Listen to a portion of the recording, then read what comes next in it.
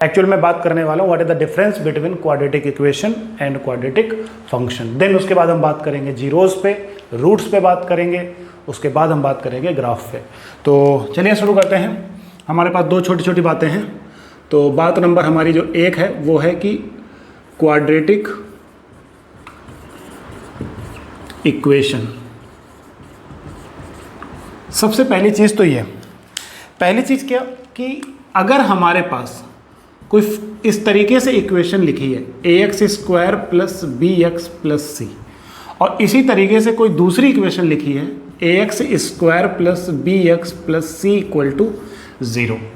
तो अगर मैं बात करूं कि ये क्या है और ये क्या है, तो दोस्तों ये है क्वाड्रेटिक फंक्शन और ये क्या है क्वाड्रेटिक इक्वेशन। सर जीरो लगने से वो इक्वेशन हो गई और जीरो ना लगाओ तो वो फंक्शन हो गया। बिल्कुल, fx is equal to ax² plus bx plus c। fx इस बात को शो कर रहा है, fx जो है हमारा वो इस बात को शो कर रहा है कि ये जो इक्वेशन दी गई है ये x के टर्म में है। किसके टर्म में है?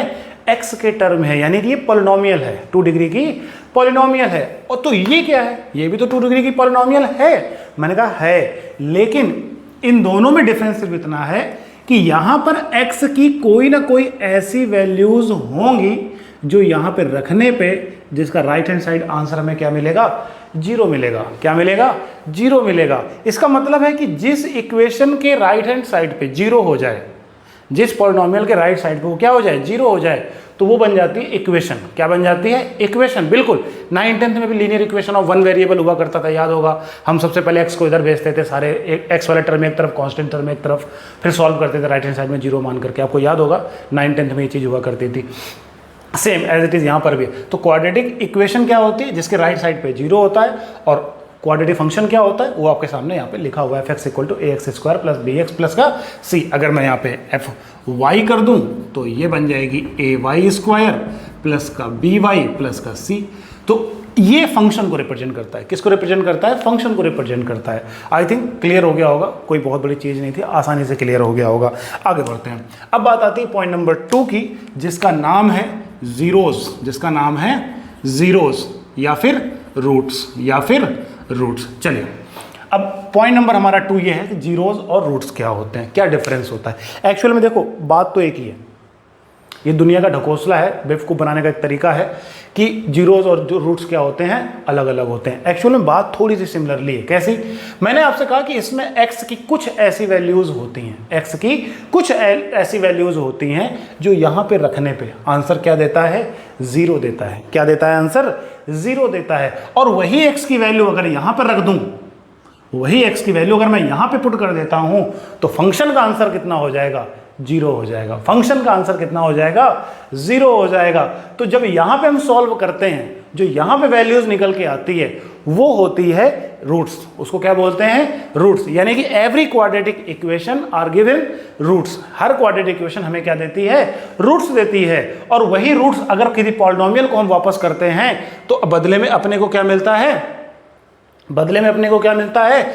0 मिलता है। क्या मिलता है? 0। तो उसको बोलते हैं जीरोस। क्या बोलते हैं? जीरोस बोलते हैं। तो बहुत ही बेसिक सी पतली सी लाइन थी दोनों के बीच में, डिफरेंस में बहुत ही पतली सी लाइन थी जो बहुत आसानी से आपको क्लियर हो गई होगी। नॉट फॉर की बहुत बड़ी चीज़ थी। ठीक है, आगे बढ़ते हैं। आगे बात करते हैं जीरोस और पॉलिनोमियल। जैसे मैं, चलो एक छोटा सा एग्जांपल ले लेता हूँ। मैंने एक एग्जांपल ले लिया, fx is equal to x² minus का 5x प्लस का 6। x² माइनस का 5x प्लस का 6। अब हमें इसके जीरोस निकालने हैं। क्या निकालने हैं? जीरो। तो आपको याद होगा आप किस तरीके से सॉल्व करते थे। आपको याद होगा आप सबसे पहले गिवन इक्वेशन को 0 के इक्वल लेट कर लेते थे। मतलब पहले ही आप हाथ डाल देते थे, पहले ही आपने अपने आप को सरेंडर कर दिया कि भैया आंसर इसका 0 आएगा। आंसर इसका 0 आएगा। कहाँ पे 0 आएगा? अगर मैं इसको x² माइनस का 3x माइनस का 2x प्लस का 6 इक्वल टू 0, यानी x माइनस 3 और x minus 2 is equal to 0। तो x की दो वैल्यू आती थी, 3 या फिर 2। और ये बात आपको अच्छे से पता है कि दोनों वैल्यू साइमल्टेनियसली हम यूज एक साथ नहीं कर सकते हैं। एक ही वैल्यू यूज कर सकते हैं, या तो 3 या तो 2। और इन दोनों वैल्यूज पे इस क्वाड्रेटिक इक्वेशन का आंसर कितना आएगा? 0। यानी कि 3 और 2, यानी कि f ऑफ 3 की वैल्यू भी 0 होगी और एफ ऑफ 2 की वैल्यू भी क्या होगी, 0 होगी। तो now x equal to 3 and 2 are two zeros of polynomial अब मेरी बात समझना, एक चीज आपने गौर नहीं की क्या, मैंने यहां पे और लगाया और यहां पे क्या लगाया, एंड लगाया। बात पकड़ में आ गई। बस यही एक पतला सा डिफरेंस है दोनों के बीच में, यही एक पतला सा डिफरेंस है कि मैंने यहां पे और लगाया है और यहां पे क्या लगाया है, एंड लगाया है। मतलब किसी भी 2 डिग्री की पॉलिनोमियल, 2 डिग्री की इक्वेशन यानी कि क्वाड्रेटिक इक्वेशन में x की वैल्यू 2 डिग्री की हो, 3 डिग्री की हो, 4 डिग्री की हो, इक्वेशन 2 डिग्री की हो, क्वाड्रेटिक हो, क्यूबिक हो या फिर बाई क्वाड्रेटिक हो, यहां पे जितनी भी इक्वेशन होती हैं वहां पे x की जो वैल्यू निकल के आई है 3 और 2, तो वहां पे हम एक बार में एक ही वैल्यू यूज कर सकते हैं। लेकिन यहां पर उन दोनों वैल्यूज, जहां पे हम भेदभाव कर रहे थे 3 को यूज करें या फिर 2 को यूज करें, वहां पे मैं दोनों को यूज कर रहा हूं और कह रहा हूं कि 3 and 2 both are zeros of polynomial. Clear हो गया। बस ये एक पतला सा डिफरेंस था दोनों में। समझ आ गई बात कि नहीं आ गई। तो यही एक बात आपको समझाना चाह रहा था। आगे बढ़ते हैं। नेक्स्ट पॉइंट हमारा, तीसरा पॉइंट है हमारा ग्राफ। तीसरा पॉइंट है हमारा ग्राफ। चलिए बात पकड़ते हैं ग्राफ की। ओके, तो पॉइंट नंबर हमारा 3 है आज ग्राफ। चलिए ग्राफ की बात करते हैं। ये तो क्लियर हो गया होगा, इसमें कोई बेसिक सी बहुत बड़ा इशू नहीं था, आसानी से आपने कर लिया होगा। क्लियर है सभी को इतनी बात। चलो एक चीज और, अच्छा एक चीज कभी कभी क्या होता है ना, एक मतलब छोटा सा पॉइंट है, कभी कभी कोई क्या होता है ना, बहुत पढ़े लिखा, कहीं से पढ़ लिया, कोटा से पढ़ लिया, कहीं से पढ़ लिया, अपने आप बड़ा स्टैंडर्ड समझने लगा। क्या कि मान लो किसी ने कह दिया कि सर ये जो पॉलिनोमियल लिखी हुई है क्वाड्रेटिक है। मैंने कहा क्वाड्रेटिक है, क्या इसको किसी और नाम से जान सकते हैं? मैंने कहा कैसे, समझाना जरा एक बार। कि सर मान लो कि किसी भी पॉलिनोमियल में जो लीडिंग वेरिएबल है वो 1 हो जाए। यहाँ पे 1 है, यहाँ पे क्या है, 1 है। लीडिंग वेरिएबल जो, लीडिंग कोफिशिएंट जो, सॉरी लीडिंग कोफिशिएंट जो है वो 1 हो जाए। लीडिंग कोफिशिएंट क्या हो जाए, 1 हो जाए। क्या हो जाए, 1 हो जाए। और अगर लीडिंग कोफिशिएंट 1 हो जाए तो क्या हम उस क्वाड्रेटिक को या उस 2 डिग्री की पॉलिनोमियल क्या बोलेंगे? तो मैंने कहा बेटे चालाकी नहीं चाहिए, डोंट टीच योर, हाँ सिंपल सी बात है कि अगर लीडिंग कोफिशिएंट 1 हो जाता है तो उसको बोलते हैं मोनिक पॉलिनोमियल। क्या बोलते हैं, मोनिक पॉलिनोमियल। क्या बोलते हैं, मोनिक पॉलिनोमियल। बस छोटी सी बात थी, चालाकी कोई हमसे फेंक रहा था, हमने उसकी चालाकी वहीं पे खत्म कर दी। सिंपल सी बात है कि अगर लीडिंग कोफिशिएंट 1 हो जाता है तो हम उसको बोलते हैं मोनिक पॉलिनोमियल। ओके चलो खैर, बात कर रहे थे ग्राफ की। किसकी बात कर रहे थे, ग्राफ की। तो बेटा 10th क्लास से ही आपने सुना होगा क्या, कि every quadratic equation, every quadratic polynomial, every quadratic function are represent parabolic curve, are represent parabolic curve. अब देखो पैराबोलिक कर्व का मतलब क्या है। देखो बेटा 11th क्लास में हो आप, 12th क्लास में हो आप, आपको पता है कि 4 टाइप के पैराबोला होते हैं। कितने टाइप के पैराबोला होते हैं, 4 टाइप के पैराबोला होते हैं, upward, downward, right and left. मालूम है ना आपको ये बात। तो हमें इतना पता है कि क्वाड्रेटिक इक्वेशन हमेशा 2 टाइप के पैराबोला बनाती है। कौन कौन से, एक या तो ऊपर की तरफ बनाती है, एक या तो ऊपर की तरफ बनाती है और या तो एक नीचे की तरफ बनाती है। बात समझना मेरी बात पहले, या तो एक बनाती है ऊपर की तरफ और दूसरी बनाती है या तो फिर बनाता है नीचे की तरफ। अब हमें पता कैसे चलेगा सर कि ऊपर की तरफ कब बनेगा, नीचे की तरफ कब बनेगा? मैंने कहा उसके लिए भी आसान तरीका है। क्या, लीडिंग कोफिशिएंट यानी कि ए, लीडिंग कोफिशिएंट बहुत इंपॉर्टेंट है बंदा। ये जितना साधारण सा दिखता है ना उतना साधारण है नहीं। समझ रहे होगे मेरे कहने का मतलब, जितना साधारण बंदा दिखता है ना उतना साधारण है नहीं। ये ए और कोइंसिडेंटली ए से मेरा नाम भी है। तो ए जो है वो साधारण है नहीं, उसके पीछे बहुत सी कहानियां हैं, उसके पीछे बहुत सी कहानियां हैं। और उन्हीं कहानियों में हमारे पास आता है ग्राफ। क्या आता है, ग्राफ आता है। मुझे ऐसा क्यों लग रहा है कि वीडियो रिकॉर्ड नहीं हो रहा है, एक मिनट देखना जरा, हो रहा है। तो उसी सारी कहानी में ए बहुत इंपॉर्टेंट रोल लग जाता है। किसके लिए, ग्राफ के लिए लगा देता है रोल। कैसा, मैंने कहा कि अगर कोई ग्राफ ऊपर की तरफ है तो इसको बोलते कॉनकेव अपवर्ड। क्या बोलते हैं, कॉनकेव अपवर्ड। और अगर नीचे की तरफ है, ग्राफ कहां की तरफ है, नीचे की तरफ है, तो इसको बोलते हैं कॉनकेव डाउनवर्ड। ध्यान से समझियो, इसको बोलते हैं कॉनकेव अपवर्ड और इसको बोलते हैं कॉनकेव डाउनवर्ड।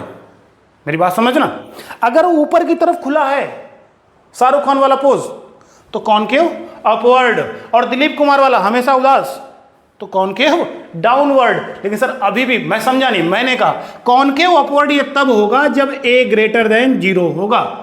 कॉनकेव अपवर्ड ये तब होगा जब a ग्रेटर देन क्या होगा, 0 होगा।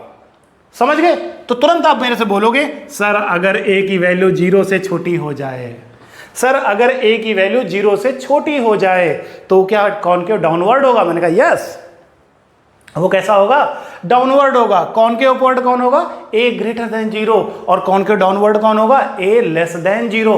मैंने कहा ना आपसे कि a बहुत इंपॉर्टेंट रोल रखता है क्वाड्रेटिक इक्वेशन में।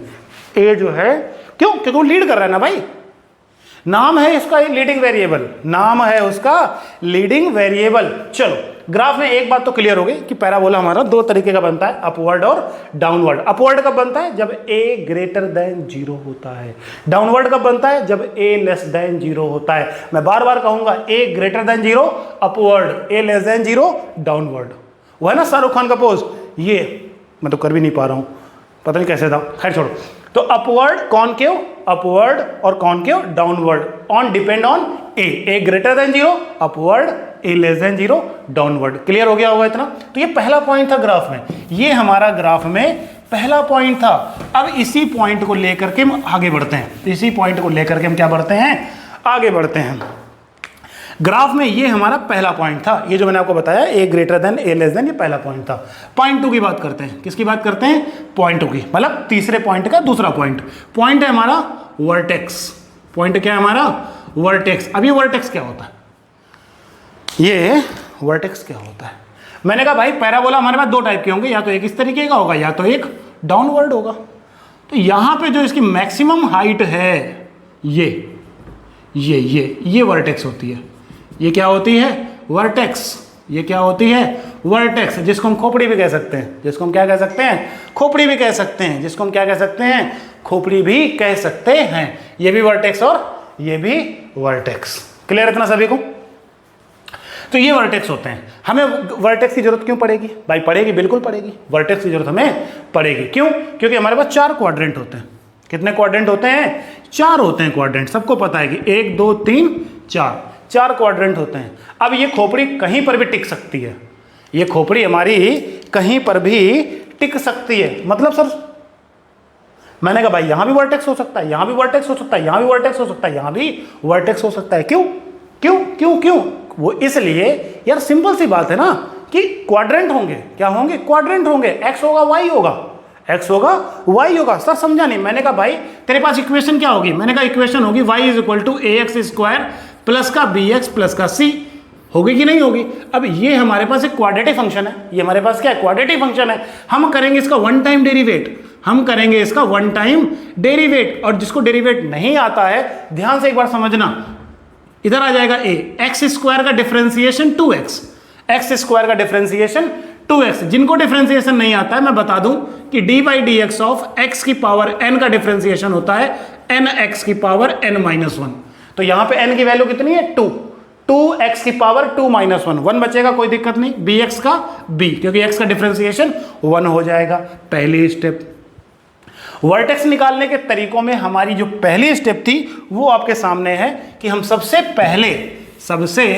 पहले उसको डेरिवेट कराया। सबसे पहले हमने उसको क्या कराया, डेरिवेट कराया। Now point number 2, let dy dx is equal to 0, dy dx is equal to 0। Now let dy dx is equal to 0, यानी कि 2ax plus b is equal to 0। Find the value of x, कितनी आ जाएगी, minus का b by 2a। x की value कितनी आ जाएगी, माइनस का b बाई 2a। ध्यान से समझना, x की वैल्यू आ गई माइनस का b बाई 2a। ओ हो, कुछ याद आ रहा है? 10th class chapter polynomial, vertex minus b by 2a comma minus d by 4a। याद आ रहा होगा, याद आ रहा होगा, याद आ रहा होगा। चैप्टर पॉलिनोमियल क्लास 10th, ज्यादा दूर बात अभी नहीं पहुंची है। x की value minus b by 2a। और सर हम तो तब वहां पे वो परफेक्ट स्क्वायर बनाया करते थे, हम लोग वहां पे क्या बनाते थे, परफेक्ट स्क्वायर बनाते थे। यहां तो डिफरेंशिएशन से काम चल गया।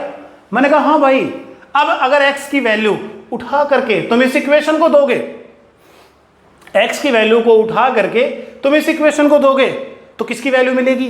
y की वैल्यू मिलेगी। किसकी वैल्यू मिलेगी? y की वैल्यू मिलेगी। सर याद आ रहा है, थोड़ा थोड़ा याद आ रहा है, सर थोड़ा थोड़ा याद आ रहा है। क्या याद आ रहा है बेटा? मैंने कहा थोड़ा थोड़ा याद आ रहा है। क्या याद आ रहा है? सर वहां पे निकलता था y की वैल्यू माइनस का dy/4a।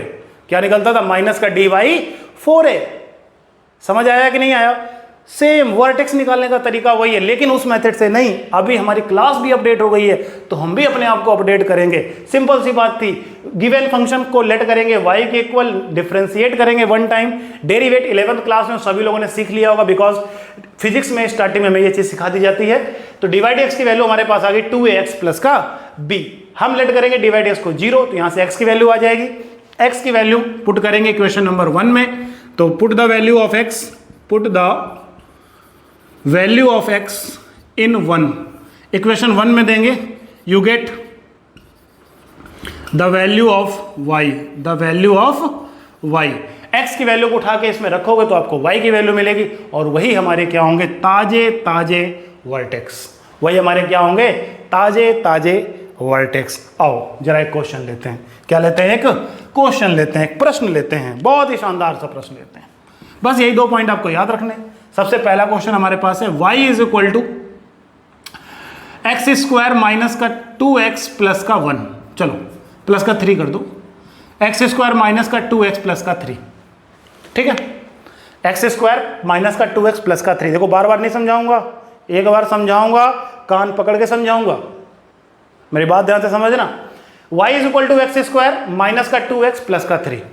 मैंने आपको 2 नियम बताए। पहला नियम डाउनवर्ड अपवर्ड, डाउनवर्ड अपवर्ड या डाउनवर्ड, अपवर्ड या डाउनवर्ड, आसानी से चेक करोगे। लीडिंग वेरिएबल a की वैल्यू 1 पॉजिटिव, a की वैल्यू 1 पॉजिटिव, a की वैल्यू 1 पॉजिटिव, और पॉजिटिव होगा तो कॉनकेव अपवर्ड, कॉनकेव अपवर्ड। मेरी बात ध्यान से समझना, कॉनकेव अपवर्ड। अब क्या करेंगे? अब करेंगे डिफरेंशिएट। पॉइंट नंबर 2, करो डिफरेंशिएशन। तो dy upon dx, dy upon dx, x square का डिफरेंशिएशन 2x, एक्स स्क्वायर का डिफरेंशिएशन 2x, और x का 1 होता है तो माइनस का 2, माइनस का 2। चलो ग्रीन मार्कर तो धोखा दे रहा है। अगली स्टेप, डिवाइड x को 0 मान लो, तो dy upon dx is equal to 0, यानी कि 2x minus 2 equal to 0। 100% x की वैल्यू क्या आ गई? 1 आ गई। x की वैल्यू क्या आ गई? 1 आ गई। x की वैल्यू 1 को उठाओ और इस पे रखो, x की वैल्यू 1 उठाओ और इसमें रखो। क्यों? क्योंकि मैंने पहले ही बोला, put the value of x in equation 1, you get the value of y। x की वैल्यू 1 इसको दे दो, तो y is equal to 1 minus का 2 प्लस का 3, 3 1 4 में 2 गया 2, y की वैल्यू कितनी आ गई? 2। y की वैल्यू कितनी आ गई? 2। हमारे पास 2 वैल्यू आ गई, कौन कौन सी? 1 और 2। हमारे पास वैल्यू आ गई 1 और 2। क्लियर हो गया सभी को? इतनी बात क्लियर हो गया? आसान चीज है भाई, कोई इतना नहीं है कि बहुत ही भयानक चीज है, बहुत आसान चीज है, बहुत आसान चीज है। क्लियर सभी को इतनी बात? चलो अब बनाते हैं ग्राफ। अब क्या करते हैं? अब बनाते हैं ग्राफ। तो ग्राफ तो बहुत आसानी से बन जाता है, ग्राफ तो हमारा बहुत आसानी से बन जाता है, क्योंकि हमें हर चीज क्लियर है। क्या क्लियर है? चलो ग्राफ की तरफ बढ़ते हैं। सबसे पहले एक सिस्टम अपना, हाँ भाई 1,2 कहाँ होगा? फर्स्ट क्वाड्रेंट पे। 1,2 कहाँ होगा? फर्स्ट क्वाड्रेंट पे होगा। चलो x1 y2 यहां कहीं मिलेगा, ये वर्टेक्स हो गए 1,2। वर्टेक्स मतलब खोपड़ी, खोपड़ी मतलब ग्राफ यहीं से बनेगा। CU, CU का मतलब कॉनकेव अपवर्ड, कॉनकेव अपवर्ड। हरे राम हरे कृष्णा, हरे कृष्णा हरे राम। चलो जल्दी से इसको बना देंगे और जाएगा ग्राफ ऊपर की तरफ, इस तरफ। हाँ भाई मैंने कहा ना, अपवर्ड, ऊपर की तरफ खींच दो। पैराबोलिक कर्व यही होता है, खींच दो, कोई दिक्कत नहीं, कोई प्रॉब्लम नहीं है, कोई दिक्कत नहीं है। समझ आया कि नहीं आया? बोलो बोलो जल्दी बताओ, कोई कंफ्यूजन? आसानी से 1,2 इस तरीके से मैंने ग्राफ खींच दिया। समझ आया कि नहीं आया? तो कैसा लगा वीडियो?